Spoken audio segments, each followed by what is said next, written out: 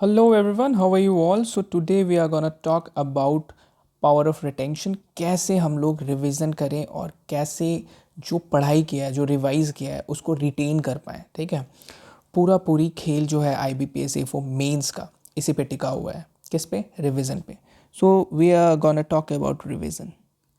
ठीक है, so you know what, 21 days बचे हुए हैं और you have to become like this. ठीक है, ऐसे एकदम शांत हो जाओ। Don't talk to anyone. हाँ, डोंट टॉक। और बात करो भी तो बहुत कम बात करो। Don't talk to anyone, be like sadhu. हाँ, 21 दिन you have to retain a lot in your mind. बहुत सारी चीज़ें को रिटेन करना है आपके माइंड में। रिविज़न एटलीस्ट हमें कम से कम 3 से 4 टाइम्स करने हैं। अपनी सारी चीज़ का 3 से 4 टाइम करने हैं। देखो, रिवीजन अगर अच्छे से करोगे ना तो 70% तुम पहले ही आगे हो रेस में। ठीक है, 100 लोग हो ना तो 100 में आपका 30 रैंक पहले ही आ जाएगा। हाँ, ऑल बिकॉज ऑफ रिवीजन, क्योंकि रिवीजन लोग करते ही नहीं है।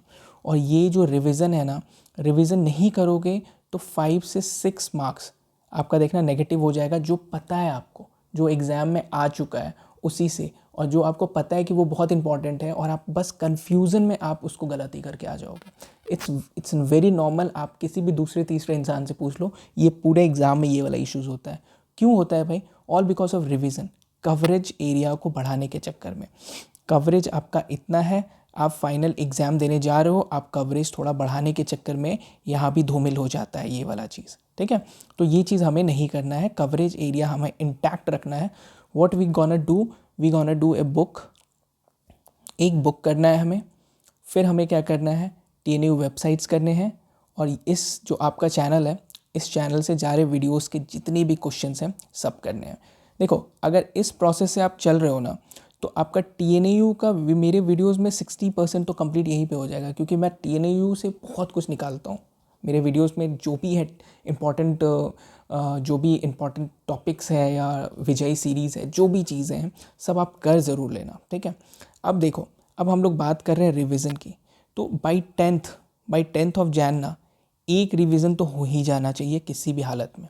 जब आप पहला रिवीजन कर लोगे ना तो सेकंड रिवीजन में आपको बहुत कम टाइम लगेगा। It's just like 5 days. 5 days you can say 5 days.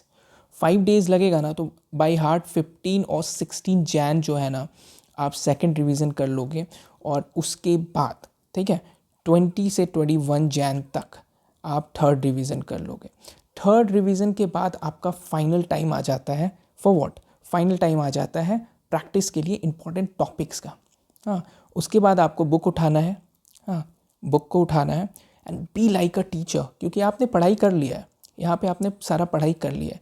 And be thought process लाओ लाइक अ टीचर। और उसके बाद देखो कि इंपॉर्टेंट टॉपिक्स कौन कौन से हैं। ठीक है, जो जो इंपॉर्टेंट टॉपिक्स दिख रहा है आपको, ठीक है, उसका पूरे अच्छे से प्रॉपर टिक कर लो। हाँ, सबसे पहला तो यही करना है, 3-4 घंटे इंपॉर्टेंट टॉपिक्स को अलग पेन से टिक कर लो। और उसको आपको इस पूरे 6 दिन जो भी बचा है, 6 डेज, लास्ट 6 डेज में सारे टॉपिक्स को रिवाइज करना है। ठीक है, this is the proper strategy. अगर ये स्ट्रैटेजी आप 21 दिन फॉलो करते हो तो टू बी वेरी ऑनेस्ट, आप 100 में से 8 या 7 रैंक में आ जाओगे। ठीक है, क्योंकि ये पूरा स्ट्रैटेजी वाइज कोई पढ़ता ही नहीं, जस्ट पढ़े जा रहे हैं, पढ़े जा रहे हैं, पढ़े जा रहे हैं, और लास्ट में आई मस्ट से कि आपका लास्ट 5-6 दिन ना बहुत ख़राब बीतने वाला है। 5-6 दिन में आपको लगेगा कि मैंने कुछ पढ़ा ही नहीं है। हाँ, और अगर एक प्रॉपर स्ट्रैटेजी वे से पढ़ोगे, जैसे मैं बता रहा हूँ आपको, प्रॉपर स्ट्रैटेजी के हिसाब से पढ़ोगे तो वो 5-6 दिन आपको ऐसा फील नहीं होगा। हाँ, ये सब गुजर चुके हैं। जो भी आपके सीनियर्स होंगे ना, आप उनसे पूछोगे ना तो आपको एक यही स्ट्रैटेजी देंगे। मैं कुछ बहुत अनोखा चीज़ नहीं बता रहा हूँ। इट्स जस्ट डैट कि अगर आप 1-2-3-4 धक्के खाए हो ना, उसके बाद आपको ऐसा फील हो जाएगा कि मैंने क्या गलती करी है पहले। ठीक है, तो वही काम आपको करना है कि just go through with this techniques. हाँ, रिवाइज करो अच्छे से और लास्ट टाइम में इंपॉर्टेंट चीज़ें करो। देखना आप एग्ज़ाम में बहुत खुश आओगे। बेसिकली हमें करना क्या है? हमें कोई भी सिली मिस्टेक्स नहीं करनी है। We don't have to do any silly mistakes. कोई भी सिली मिस्टेक्स हो रहा है उसको हमें एकदम, मतलब सबसे पहले यही होना चाहिए कि गिल्ट फील ना हो। ठीक है, गिल्ट फील नहीं होना चाहिए कि एग्ज़ाम से निकलें वो 4 क्वेश्चन यार बन जाता ना, मेरा काम हो जाता, ये वाला गिल्ट फील नहीं चाहिए मेरे को। ठीक है। तो ये गिल्ट फील को हटाने के लिए एक ही चीज़ है, जो चीज़ आप कर सकते हैं वो है revision. You have to do a lot of revision. ठीक है, चलिए थैंक यू सो मच। आपको बूस्ट अप करने के लिए मैं फिर से वीडियोज़ ये सब लाते रहूँगा। चलिए थैंक यू, बाय बाय।